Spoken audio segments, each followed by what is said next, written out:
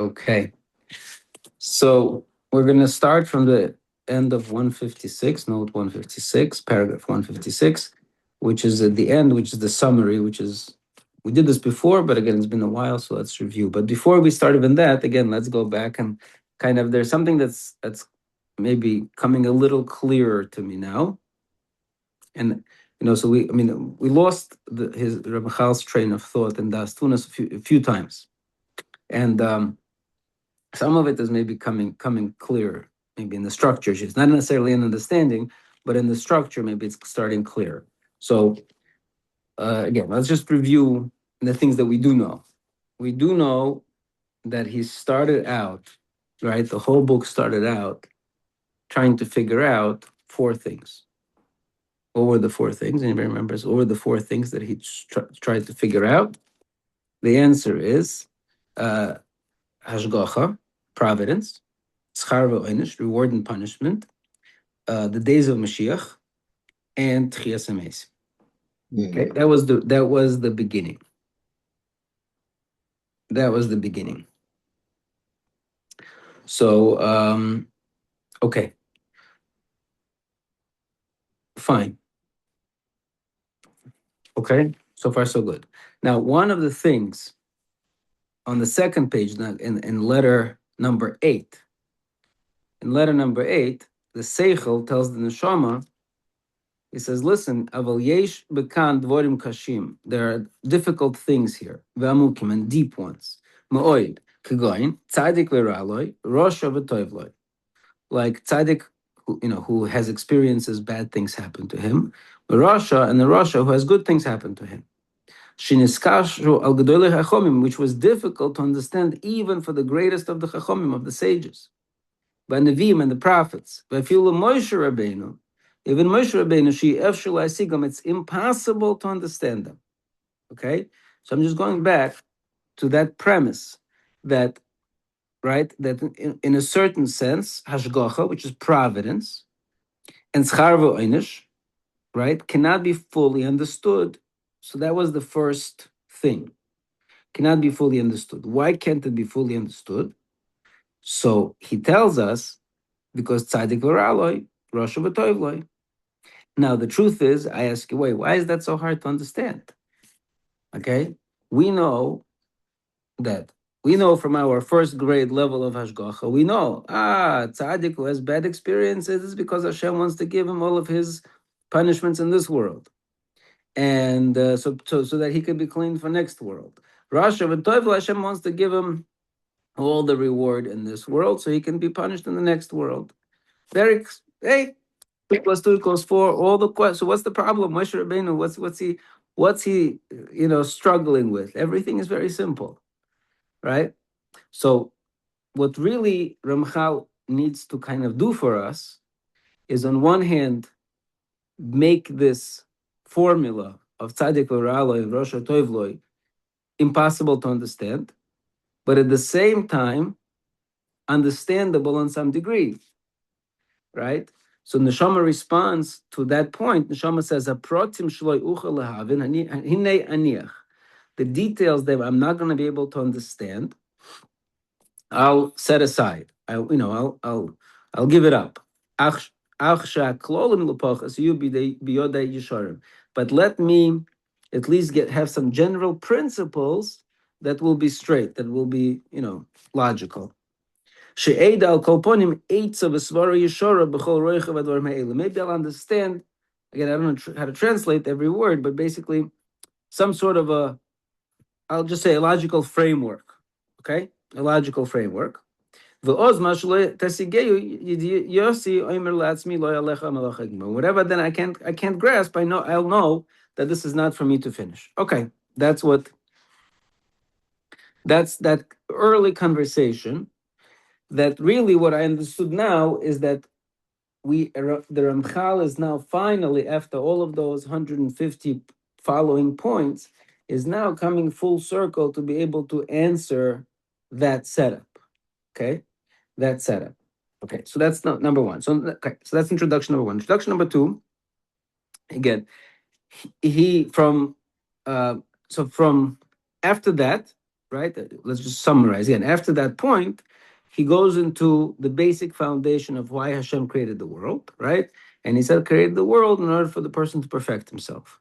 If you need to perfect yourself, there has to be chesroinus, there has to be deficiencies that have to be overcome, right? So then he talked about the deficiencies and he talked about perfection, and basically came up with the formula that Yichud Hashem, the oneness of Hashem, is this expression of God that can contain both perfection of God and the ability to allow for deficiency to exist temporarily.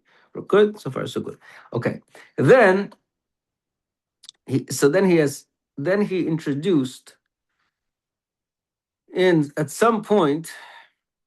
Hold on, let me just see where it is. I'm just looking at my notes.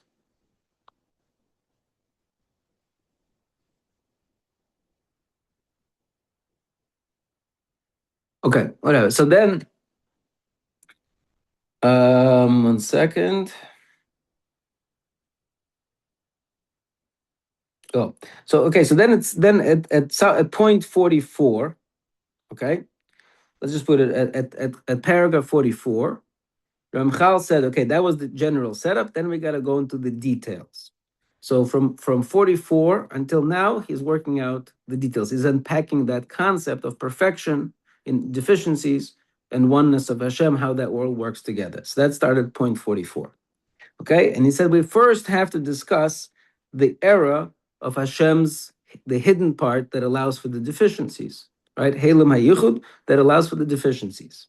And then he told us that there are two midos with which Hashem runs the world, right? And if you remember, what are the two midos with which Hashem runs the world? There is a midah of schar ve'oinish, the midah of reward and punishment, which he also calls it hanhogas hamishpat, the guidance of justice. Okay, reward and punishment, yes, synonymous with justice. And then he said there's also a midas tuvoy, the midah of Hashem's goodness, which he also calls hanhogas mamshalto, which is the guidance of Hashem's dominance. Okay, a veto, or overpower. Okay, so those are the two midas. He also said that one midah is the revealed midah, right? And that's Hashem's justice is revealed. Okay, that's going to be important for now. And then one midah is hidden, which is Hashem's goodness. Okay, which is now, let's process that for a second. That means if Hashem's gives you reward, right? A person does a mitzvah, okay, and Hashem gives him a reward. Is that an expression of Hashem's justice, or is that an expression of Hashem's goodness?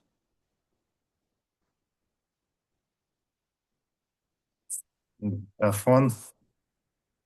What? It's a tough one. What do you say, Bodya? I say it's a goodness. Okay, so I mean, yes and yes. The answer is yes, but because in reality, first of all, one is the same. Hashem's godness, justice is also His goodness. Yeah. Right, but we, on the other hand, when Hashem gives a person punishment, that's also a goodness. Mm-hmm. Okay, and the truth is, Ramchal points this out. I forget exactly which point. I have it somewhere. He points this out and he says this is what he calls, and he comes back to it a few times. This is what he calls Hatzad Hashova Shebehen.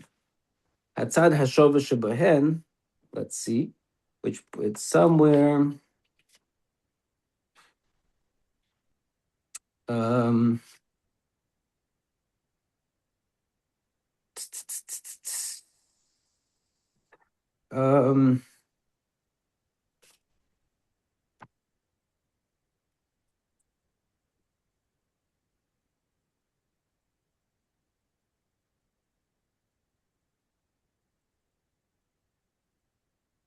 I don't know. It's somewhere around there also, the 48 or 50. I don't see it right now.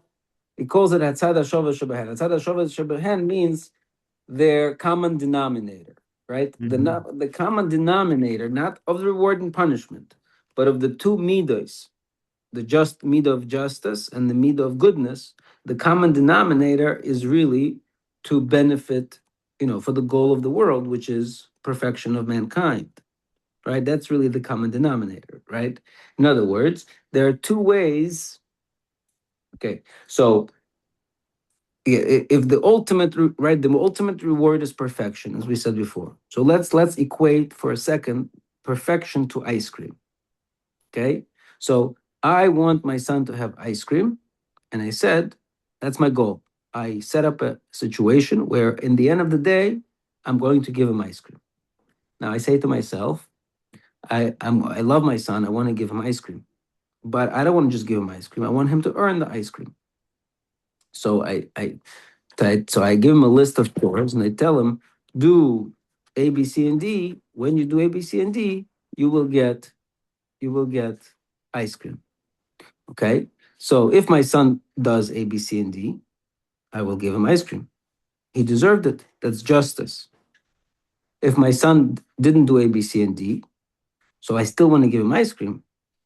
But he's not doing A, B, C, and D, and I told him in order to get ice cream, he has to do A, B, C, and D. So I take out my belt and I say, if you don't finish A, B, C, and D, not only are you not going to get ice cream, you're going to get the belt. Okay, so I give him the belt. Okay, he goes and does A, B, C, and D because I gave him the belt and I give him the ice cream. So again, I punished him. Why? Because really, not because he didn't do A, B, C, and D. It's because my only punishment was just to give him the ice cream. But let's say I gave him the belt and he still didn't do A, B, C, and D. And now comes 8 p.m. and the day is over. What am I going to do? I'm still going to give him the ice cream. Because at the end of the day, the whole system is set up such that at the end of this game, there has to be ice cream. So that's the midas tuvoi, right? At the end of the program, there has to be that reward that we call dveikus to Hashem, perfection of Hashem. That is built in. That cannot be undone. Now, it could be undone in two. It could be get there. He said this. If you remember this, he said this. We can get there in two ways. We can get there through the system of reward and punishment, sticks and carrots, let's say, or we can get there through a system of I override and it's time to give ice cream. Right? So the idea of Hanhogas HaMishpat is justice, but again, that's Hadashova, the common denominator of justice, and the common denominator of goodness is really goodness. Good, so far so good. Again, pretty so far so sensible. Yeah. And the only difference, I would not give an ice cream at the end of the day. Eat them, do your job, go eat your cereal. Okay. Blue milk and cornflakes. No frost. Right. I hear. So that's not true, by the way. That's not true because that's only because when you're not giving ice cream, you're still in the process of developing character. Uh-huh. Right? If you get to the point where the game is over, so to speak, you're going to give ice cream. Okay. So that's that part. Okay. Then at some point in 58,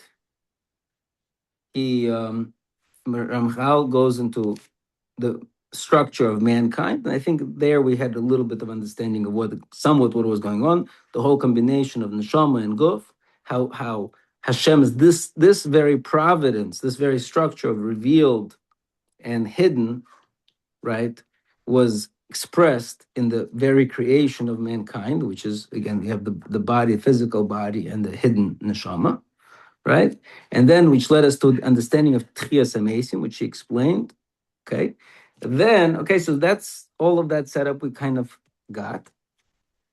And then later, at some point, he went to discuss the structure of evil in the world, right? Because that's very important, because that's the deficiency.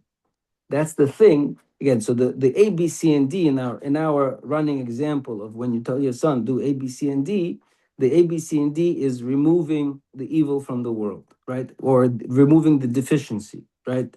Again, so if you told your son to go clean your room, that's his job. His job is to remove the deficiency of mess, of a mess in the room, right? And because that's an impediment to the ice cream, aka perfection, right? So he talked about over there. He talked about the nature of evil, how it comes bashpo, right? How it doesn't really come bashpo. There's a whole process of how it's set up. Okay, fine. And then he talked about how could it be rectified? If we're in evil, how could it be rectified? So he spoke about a few things in the setup of the clock, the idea of the big clock, that Adam, a person, is like the conductor of this universe. And as he rotates the clock, he is able to remove evil from the world. And furthermore, because we see evil as part of the bigger picture of the bigger clock, so then it also, again, evil also is not such evil because it's part of the whole system of that God created. Okay. So the last thing that we started doing, okay, which began really on 134. At point 134 was this last section that we still kind of find ourselves in.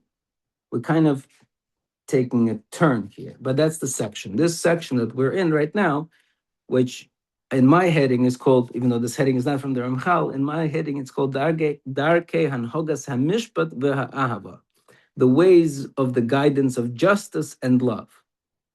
Okay, and in this system, he was trying to explain, and again, and we couldn't fully understand. I still don't fully understand it, but we couldn't fully understand it. He was trying to explain how the mode of Hashem's justice, even within the framework of justice, Hashem's mode of justice can change based on, well, yeah, let me also point out this, he said way before that, right? The idea of justice and reward and punishment, that Hashem is subjugated or subjugates himself to our actions, right? The whole concept of reward and punishment is, if you do A, you get a reward. If you do B, you get a punishment, right? The concept of reward and punishment is saying, Hashem is saying, I will play by your rules. Well, I mean, they're my rules, but it's I will follow through with the consequences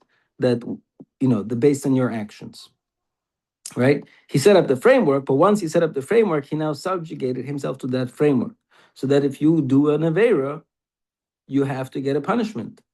There's nothing can be done about it. And if you do a mitzvah, you have to get a reward. There's nothing could be done about it, right? This is the framework that Hashem set up, so he has to follow through with that framework. Okay, so far so good. Okay, but so that's why he said, he told us somewhere, I don't remember in which note this was, like 142 or something like that. No, later than that. Later than that, he told us that justice, right, which is what he's talking about, the midah, the hanhoga of justice, the mode of providence called justice, really is part of ahava. It's really love, right? Because he said that it all comes from Hashem's love. So again, while we're living in this mode of justice, and there is reward and there is punishment, and they're both justice. So again, in a certain sense, even reward is also justice, because Hashem, like I said, subjugates himself to our actions. This is justice. I did the mitzvah, I deserve reward. I did an avera, I deserve punishment. They're both justice because they are, how should I say it? They're systemized to the system that Hashem is now obligated, so to speak, to conform to, right? So they're justice, but even that justice, he says, comes from love, because again, it goes back to this idea of hatzad hashova shebehen. There's a common denominator in Hashem's guidance, providence, to bring about our ultimate benefit. Okay, so both the midas of justice and the midah of goodness, they're both are motivated by Hashem's goodness and Hashem's wanting to give us reward. Okay, the reason why I'm finally leading, now we're going to see the part that we didn't see yet, okay, is the part that he's going to get to, which I mentioned to before. What about Tzaddik V'Raloi and Rosh V'Toivloi? Right? Tzaddik V'Raloi, doesn't make sense because it does not seem to be justice. Right? Now, again, because it can't be so simple. It can't be so simple as, oh, we're going to give him his reward now so he could suffer. He doesn't have to suffer in the world. I'm sorry, we're going to give him we're going to give tzaddik his punishment now so he doesn't have to suffer in the next world. That cannot be the simplest definition, because that's fine. That's justice. We understand that. Tzaddik v'ra'aloi is something that goes against justice.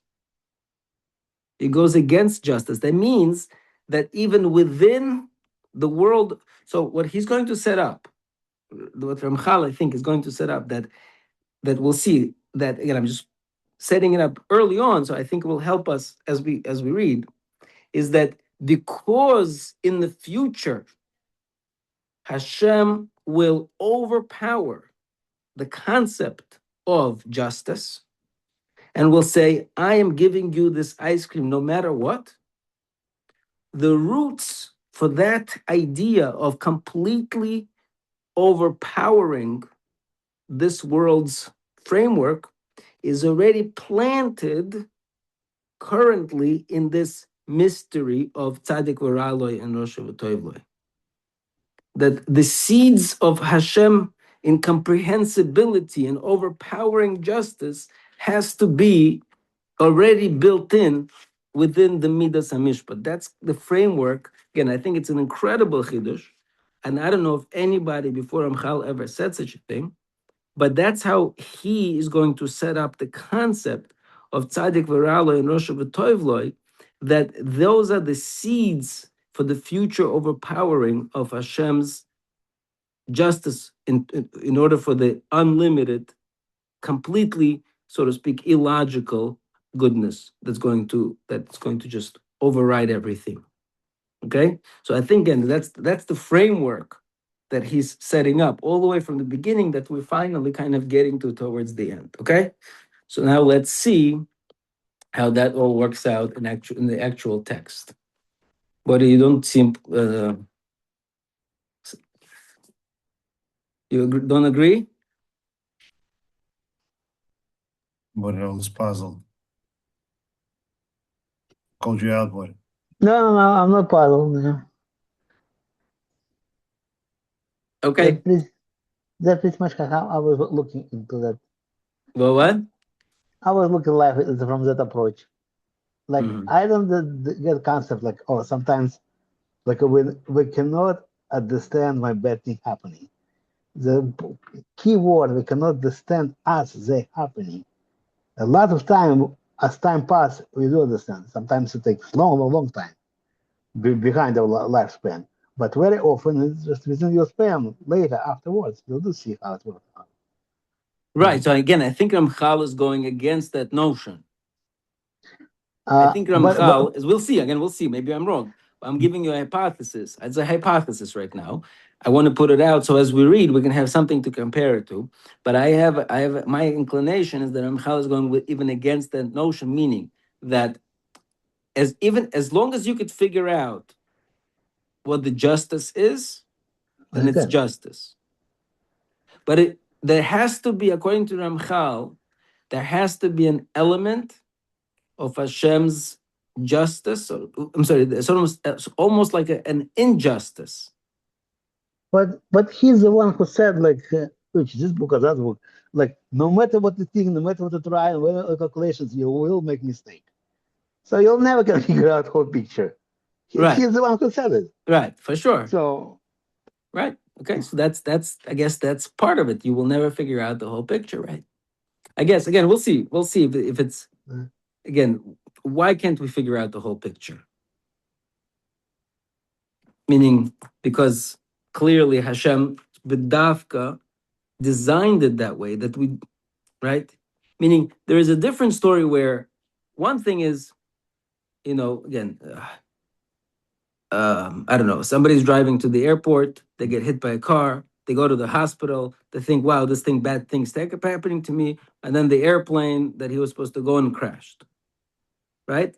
That we understand, right? Yeah. Meaning that's a lesson. Hashem is teaching that person a lesson is sometimes in the real world, you don't always know what's good for you. That's not the same as Hashem bedavka designed things so that humans should, meaning even though Hashem bedavka designed things that humans should comprehend, Hashem bedavka designed things also so that humans cannot comprehend. Yeah. Yeah. And will never comprehend. Yeah. Okay. Even he said this also, even when our eyes are opened in the future world, that we will be able to comprehend so much more. There's still going to be much more that we will never comprehend. Yep. Right?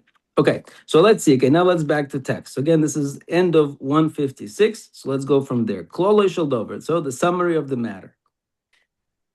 Chidush ha'odom baruch hu minei hashpois. Hashem innovated different types of emanations. Mishu oros be'erech v'seder ba'adroga, that are measured out in levels, in order, and in gradations. Shemiklolos kulam lefi inyan kol echad ve'echad ulefi iskashim zubezu b'chol min iskashim shehem niskshores ulefi kol v'dei teitza and haga shlema. And based on all of their interrelated connections, right, and all of their levels, will come out a system of justice that is perfect and straight. This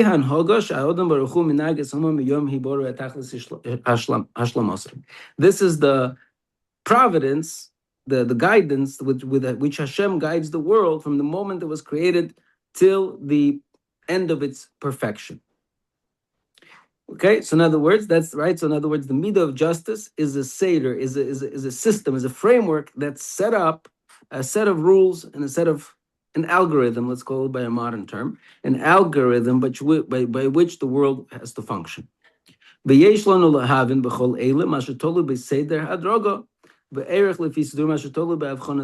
we have to understand what is a matter of levels, what is a matter of organization, what is a matter of differentiation.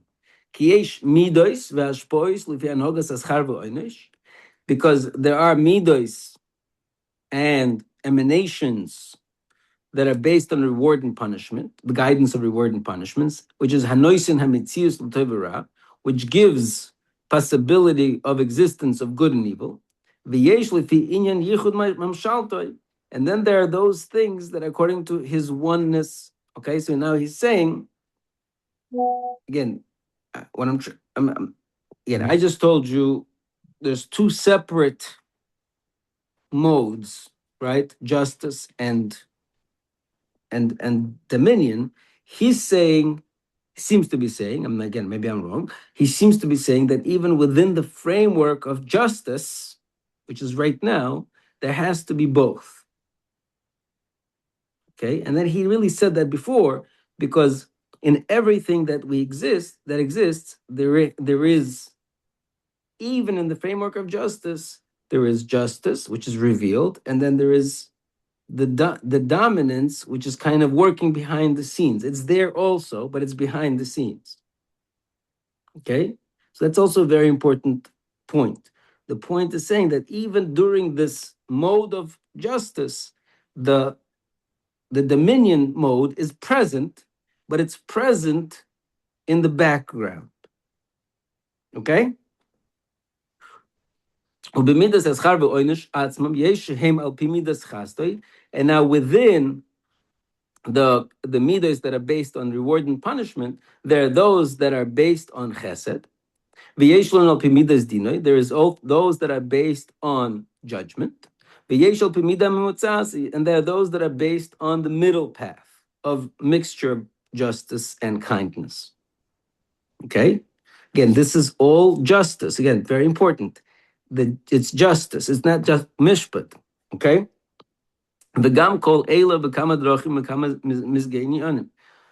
Okay, all of these are in many different ways and different configurations.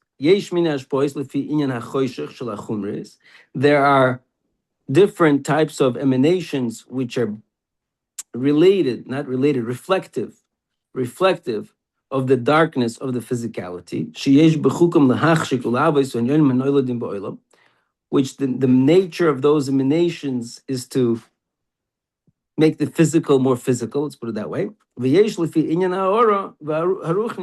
are those emanations which are more reflective of enlightenment and spirituality, and godliness, that within their power is to brighten the darkness and to bring illumination to the creations. Okay,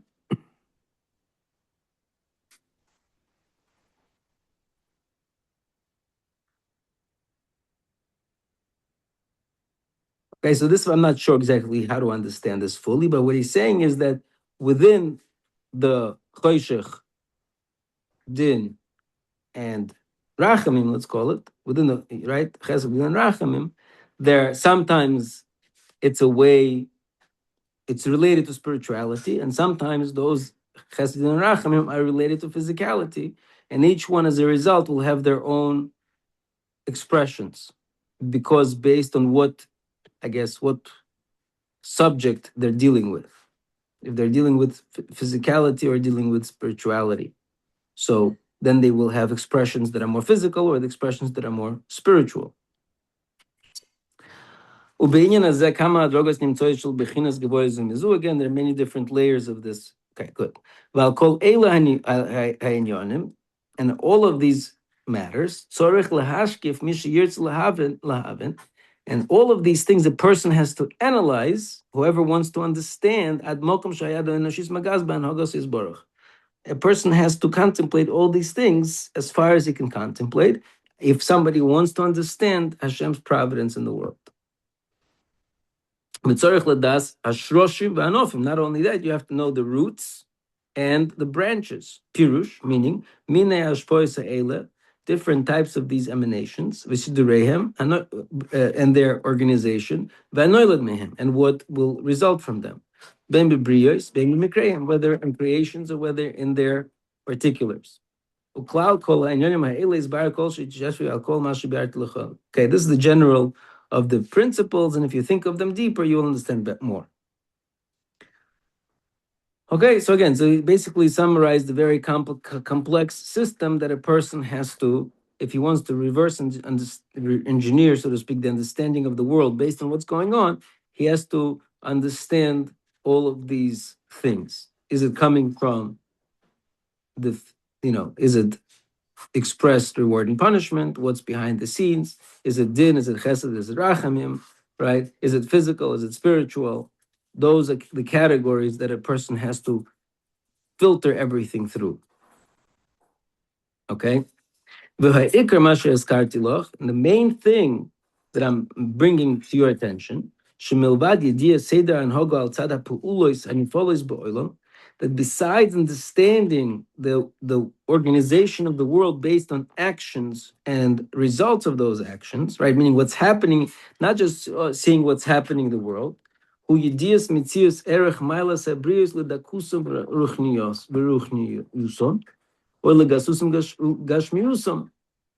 you also have to understand as these actions relate to the creations, right? Because he's trying, again, this is going back to the main point, is that Hashem's providence is, is creation-based, right? It's not based on him, it's based more on the creations that he created. So whether they are spiritual creations or they are physical creations, whether they're lofty creations, whether they're low creations. All of that depends on the emanations that Hashem brings about. Right? So the emanations are results oriented. Okay.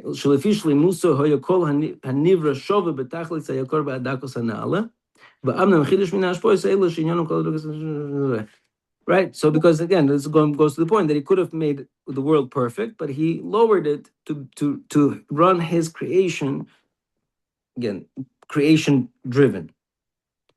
And I'll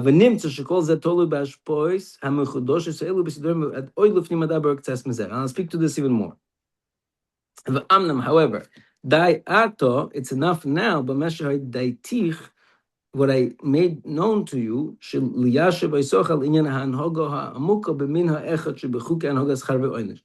I just gave you a framework for the depth of Hashem's providence only in one mode, which is schar ve'oinish, which is reward and punishment. Okay, the Hainu Chuke Hashpo, which is just their laws of the emanations. Right. So in other words, so within the system of reward and punishment, which is based on hashpah, which comes from Hashem, but that hashpah is based on the recipients of that hashpah. But now, this is the part that we already started really last time. He's going to speak about the same hashpah, but only from the perspective of the recipient, not from the perspective of the emanator. Okay?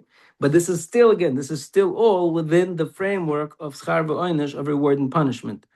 We have to, in order to get this part really clear, we still have to get part to the other part where he's talking about hashpo of the anhaga of yichud.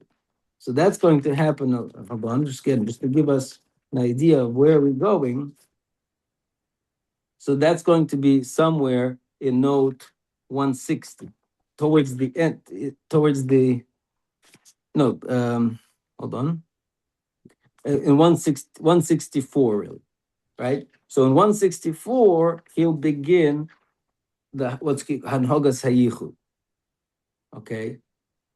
So just understanding. So we are in the Hanhoga of Schar V'Oinish, and so far we only covered the different ways Hashem responds to creations.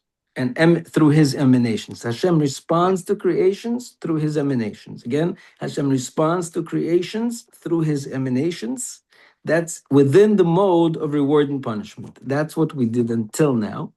Now he's going to talk about still within the mode of reward and punishment, but only with the way, from the perspective of those creations, which is Hakabola. This is the recipient. So let's see. So now 157. Omra Neshama, so Neshama says, Hine Shamati at Koi Hagdomais Gdoilois. I heard until this point many important introductory remarks, that I made it clear, that answered a lot of my questions, that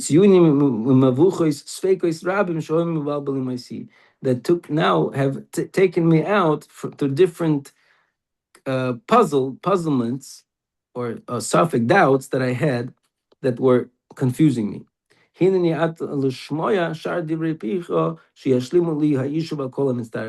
going to continue listening so you could answer everything else that I need. Okay, so now we're at 158. Omar Seichel. So Seichel says, so until now, we spoke about Hashem's hashpo, emanation. That brings about in the world all the actions that can be brought about. Amnam, however,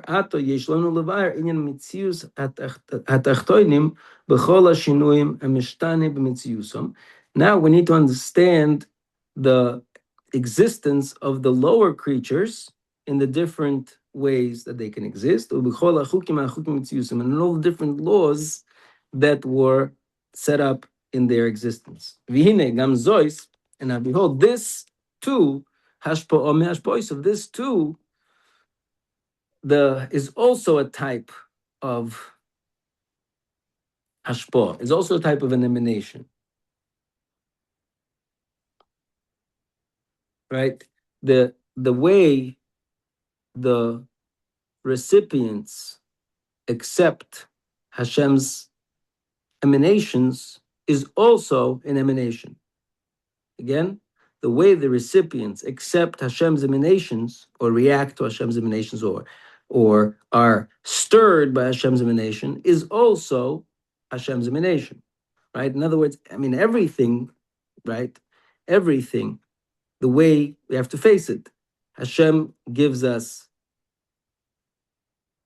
again, reward, and we are happy. That happiness in response to reward is also something that Hashem kind of allowed us to do. Okay?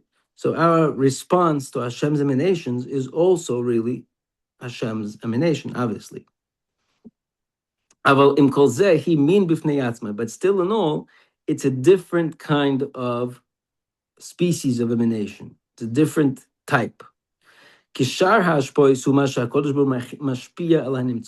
all the other emanations is what Hashem emanates to his creations. But this emanation is within the existence of the creations. Of course, it is also dependent on Hashem's will and Hashem's decree. And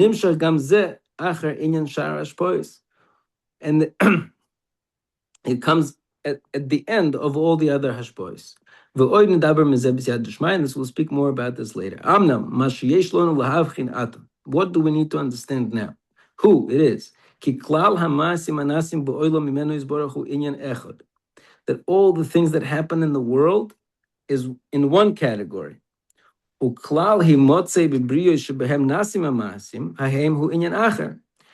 general thing that happens to the creations upon whom these actions are being made upon is a different category. When we analyze the first type, we understand how Hashem runs the world. But when we analyze this second type of emanation, Nasig, then we will understand called Sidre Hishtanus Mitzius Sabrius. We will understand the different transformations of the existence of the creations. Le'ilui or le'yirida, as they go up or as they go down. In all the details, particulars that are included in this root. Now we will explain this idea. Okay? Again, so I already mentioned this last time that Kabbalistically there is some midah, again, which I don't understand, I'm just speaking words, that there's a midah called Malchus, which is like the recipient midah. So I think that's what he's referring to over here without naming it. But the idea is that right, again, there is the giving hashpah and the receiving hashpah. Okay. So that's what he's explaining now. Hine kvar amarti. So behold, I already said, gam mitzius animtzoim eino elatoli b'mamoy revada, that all the existence of everything that exists is dependent on Hashem's statement, Hashem's maimer, Hashem's decree. She'en mitzius animtzoim elo mikoich shifoy ve'ashgochoi, elo mikoich shifoy ve'ashgochoi. Right, that any existence that exists is only existing from the power and the energy that they get from Hashem's emanation and providence. Second.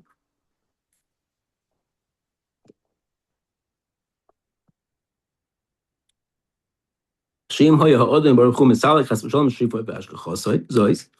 if Hashem would at any point remove his emanation and his providence, that everything that exists will cease to exist, right? So we saw this in a few different places already, that we're all like a movie screen where the movie projection is being played, and as soon as the projection is over, the screen is over. Okay.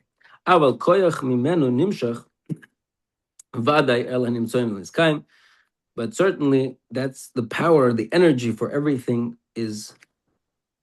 comes from his emanation. So he gives an example to this. Just like the nefesh gives energy to the body, that without it would certainly die. So too Hashem's providence sustains, maintains all that exists. Without it, they would disappear. So that's why Chachamim referred to Hashgacha, the providence of Hashem, as the neshama of the neshamis. Okay, he's going to explain this more further. And I already said that this area, this concept has to be understood in a separate category. Milvad kol klal hashpois umashpil olam, from all the other hashpois that Hashem mashpia to the world. Ki eina kavona b'ashgacha azois el lemitzius nimtzoyim loy lemikrim hamisyaldim and bon. Again, I don't know why he's so repetitive, but he's saying that the kavana, the meaning, right, or the conceptual meaning of this hashpah is is regards to existence of those that exists, not, I'm sorry, to what happens to them.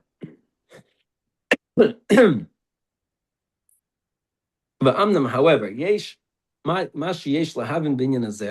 there is what there is to understand with this and within this concept.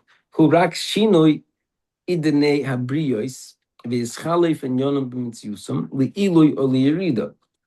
What we need to understand is the change of idnei habriyos. I'm not sure exactly what idnei habriyos means, but I guess the sensitivity maybe of the briyos is chalif and yom yusum, and something that changes in their existence to go up and go down. Because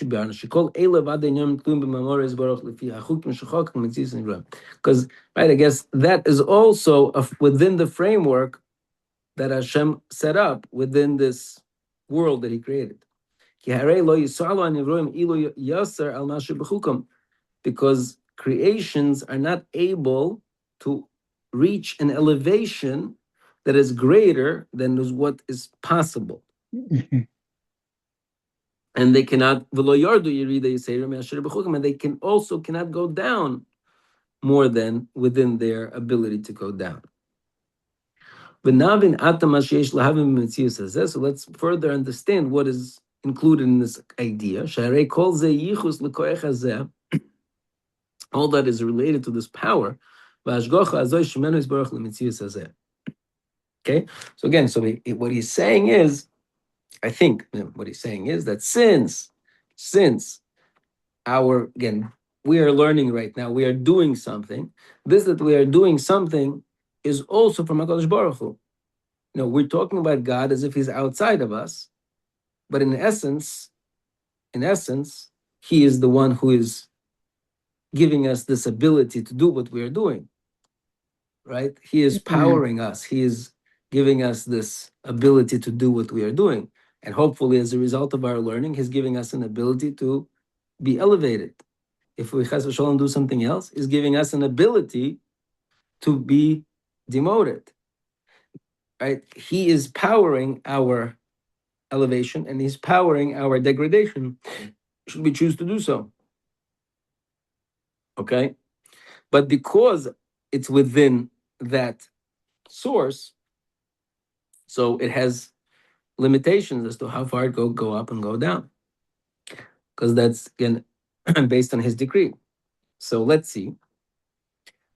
So hine ikar hanivroim hu ha'adam. The main of the creations is man. Ve'ikar ha'adam knesses Yisrael, and the main element of man is the congregation of Israel. Kvar omru Zal, and the Chachamim said in Yerushalmi, in Dorim, Malachi Asharis Yoshim B'chutz v'Yisraelim B'fnim, that the angels, ministering angels, sit outside, while the Jews sit inside. The Ksiv, as it says, Ki Eis Yomer LiYaakov L'Yisrael Ma'poel El, that Hashem tells, right? This is from Bilam. Bilam described Klal Yisrael, that Hashem tells Jews what He is doing. Right. In other words, and he had this idea earlier in the book that Jews are like the conductor within this world. Yeah. Mm-hmm. The idea is that because the world is a symphony, the symphony needs a central pivoting point around which everything kind of works in order to come together as a perfect harmony. And that's what the role of Jews in the world is, to be that conductor. However, we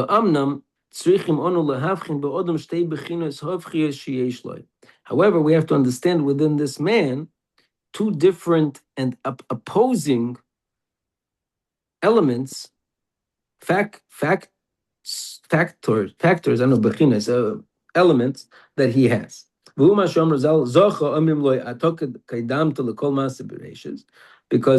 the Chazal say that if a person does good, in other words, he has merit, we say, wow, look at you.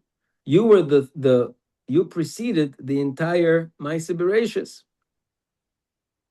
You preceded the entire Maaseh Bereshis. Loy Zocha, but if he didn't do good, and when he didn't merit, Oimrim Loy, they tell to him, Yitoish Kadmecha. Even a bed bug, whatever, a fly, was created before you. Right? Meaning, so there is a there is a world. There was the creation of the world happened in 6 days, right? So humankind was the last of the creations, and as Hashem created the creation, so to speak, increased, whatever it is, imperfected. So if a human does well, they tell him, you were there from the beginning. I'm not sure exactly what that means, which from the beginning, but okay. You were there from the beginning, meaning Hashem, I guess I'm assuming from in thought, meaning in the planning, you were the goal, you were there from the beginning. Yeah, but it created for man. For men, right? And but if you fail, then you're even worse than the bloch, even the mosquito. You're worse than a cockroach, right? So okay, so let's see. So what this means is in a certain sense, there is no creation that is prone to wickedness as much as man. Okay, it's interesting. There is no creation that is prone to wickedness as much as man. Because he has the ability to sin and to rebel. And his Yetzer Hara is there from his earliest days. That doesn't exist by any other creation. Right? So a person, again, I think what he means is that because of our freedom of choice, right? Because of our freedom of choice, we choose to do evil, and that's one, and because of our ability to do good, and therefore rise to a very high level, so the thing that we do that's not good appears to be like in contrast to what is possible, appears to be very bad, right? So human being who has the ability to do such wonderful things, then doesn't do those things, then it comes out to be that's much more evil versus a lion who is created to attack and kill, and he does what he does. Okay, that's not evil. That's just his nature, right? However, from a different perspective, when a person is rectified, and he's perfected, he rises above everybody. And he's the only one who could reach the highest level of perfection and connection to God. And as a matter of fact, all the other creations are then dependent on him. And is a statement that we said above, meaning that even the ministering angels through whom all of the emanation comes, they are on the outside and Klal Yisrael is on the inside. Everything is based on them. That's what it means that they were there from the beginning.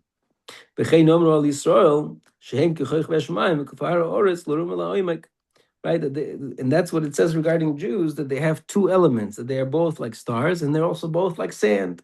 They can be the greatest shining examples, so to speak, the superstars, or they could be the dirt, the meaningless sand. V'hainu ki be'emes gozra ha'chochma al yoinu la'asais mitzias ha'odom lefi amitas and yona nichbad v'na'alam ha'oid. Really, Hashem decreed to create a human being in its potential, which is really high. However, he was brought down in order to that the evil can cling to him. And at those times when he is low, he's lower than all the other creations.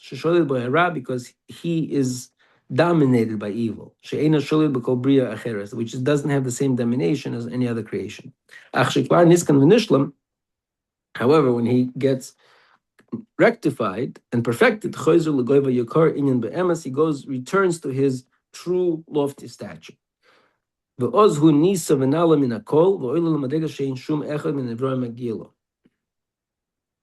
So I think this last point is saying that this concept, right, that everything is dependent on mankind, right? Or he says this in Mesilas Yesharim, if you remember, that when he talks about that the rocks of Yaakov started arguing, and he says, no, he should sleep with me, no, he should sleep with me, because the entire creation wants to serve the tzaddik, right? So in essence, that's the status quo, meaning that should be the baseline. That really it's not about it being a tzaddik in a certain sense. It's that the creation should serve mankind because mankind was created for this. The world was created for mankind, but mankind was created to be a tzaddik. It's just that mankind that occasionally falls down. Well, not occasionally, but typically falls down. And because mankind falls down, so therefore the creations then also do not serve him in the same way that they serve an ideal man. But if a person gets rectified, he gets rectified to the point where the world becomes his servant. Yeah. I don't know what time it is.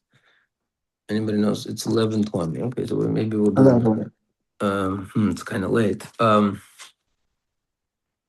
let's just do just a little bit more.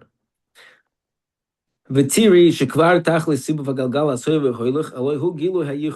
we already said that the entire purpose of the, so to speak, the flow of history, the revolutions of history, is the revelation of Hashem's oneness. That the evil itself will be a testimony to Hashem's oneness. The evil itself will testify to Hashem's oneness when the evil will return to be good. This goes back to the concept that he already, this is the third time he's bringing it. I thank you, Hashem, because you were angry with me. Shipirashti Kwar Lamaila, that I just explained previously. Okay?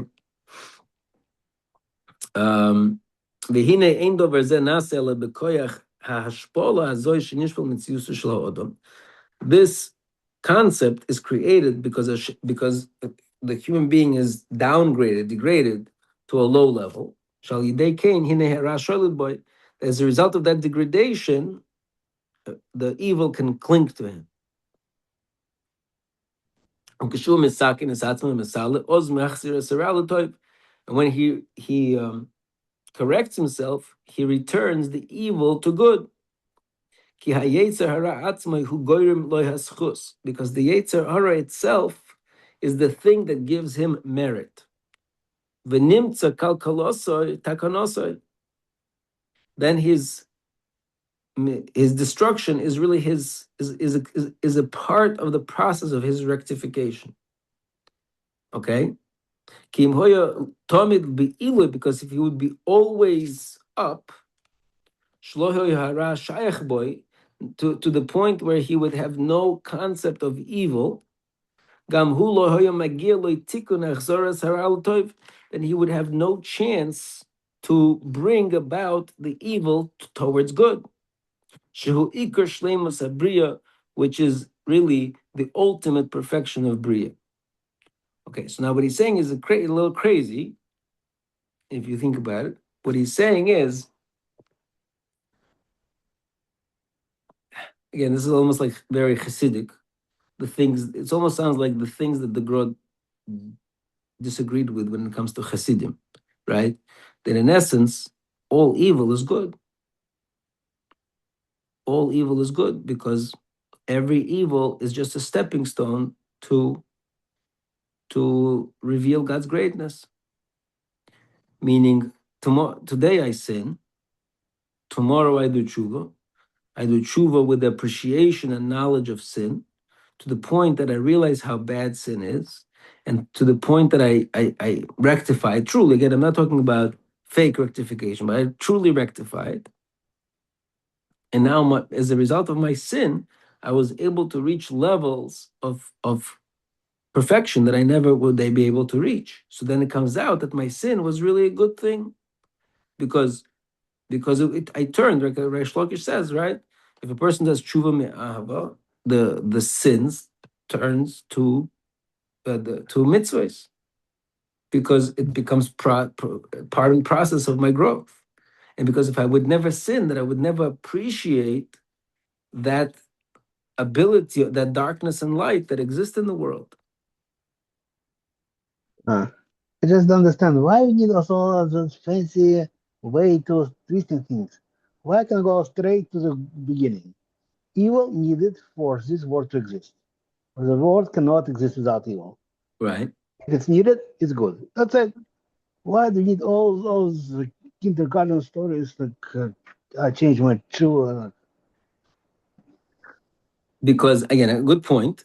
But because right now we didn't get to the full.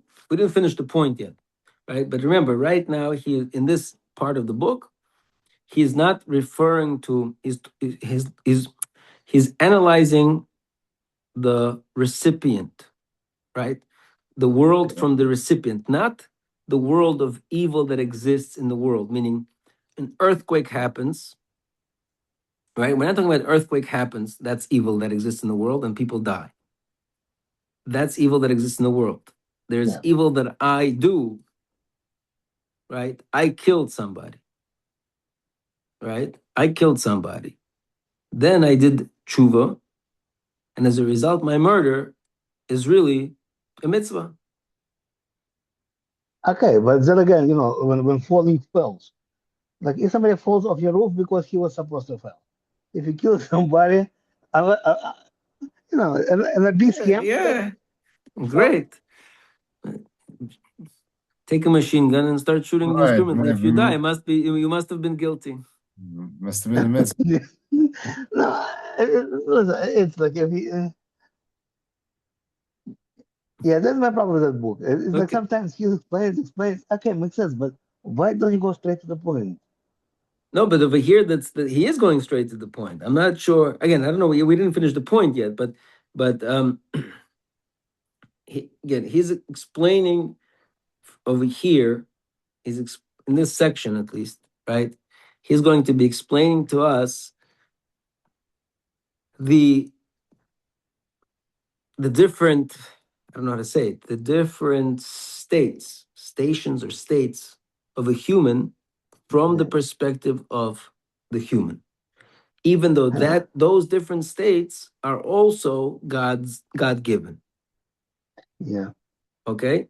So, and also within this mode of justice. Yeah. I think I know what my real problem is. Because, yes, we never can understand everything. But when you see so many things you actually can't do explain, at the end you start beginning, okay, fine. How many proofs do you need? Do you need a million proof? And 1,000 proof could be enough. Do you need a million? You don't, right? So, but sometimes after you see the 1,000, you just get the picture, stop asking questions. You understand? You'll never get all of it. There's more than enough. So take it, accept it, and the story.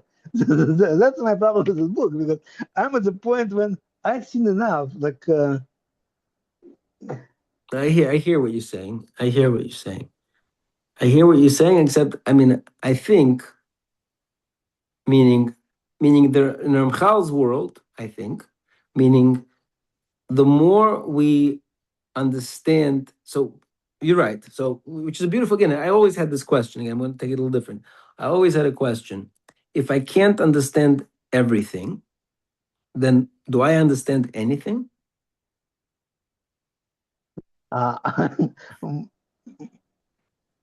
So in a simple, I would say, if you can't understand everything, then you don't understand anything, because maybe Yeah. that last thing, concept that you don't understand, really changes the whole picture. I know. Okay, but Ramchal is saying that's not true. Okay, at least in his understanding, he's telling you, you're right. You can't understand everything, and yet Hashem set up the world in such a way, like you're saying, you can't understand the million things, but you can understand 1,000 things. And the 1,000 thing, like you said, will give you enough of understanding to be able to understand. Okay? So that's what I think. Again, that's the answer to my question. No, it's gonna enough to make you able to accept, not understand, but at least you got to the point when, okay, I accept. It makes sense. Again, I don't want to just say accept. I think it's more than Yeah. accept. I mean, just if I don't know how to say this. I don't know. Let's say I don't know. Let's say Yeah, well, let's say the 13 principle of faith. Wait, first one, that Hashem creates the world and He runs the world. It's an axiom. You just have to accept it on a faith, but on a faith. But when you see like so many things happening, yeah, it just becomes it stop being axiom. It's for me, it's proven enough. right. Okay.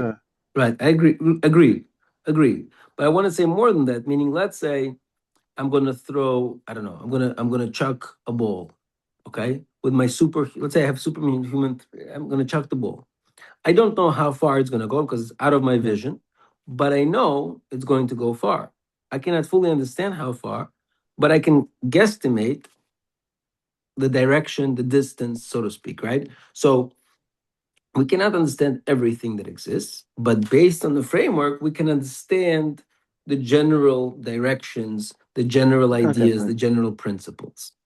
But that's again, that's the answer to my first question. If even though we can't understand everything, that does not mean that we can't understand anything. Okay, now we're saying, great, okay, we understood something. So why do we need to understand something more? Yeah. That's in essence your question. Yeah, I got to the point where I was reading it. Very nice thought, but what I'm doing is okay. I believe you. It makes sense. Right. Smart guy. Okay, so Ramchal, I think, why is saying doing- right. So Ramchal, I think, is saying is that every new layer of understanding means that Hashem is opening our mind to His knowledge, and so we are reaching a higher level of connection to Hashem. And so Ramchal is saying the whole purpose. Yes, you're right.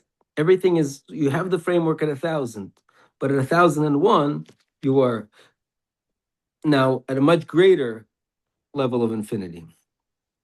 And so the importance in the Ramchal is to continue always to analyze and to expand your knowledge and to further deeper into the details. That's why, again, in a certain sense, there's the beginning of the book, he has the general framework of oneness, the parts that we thought at least we understood.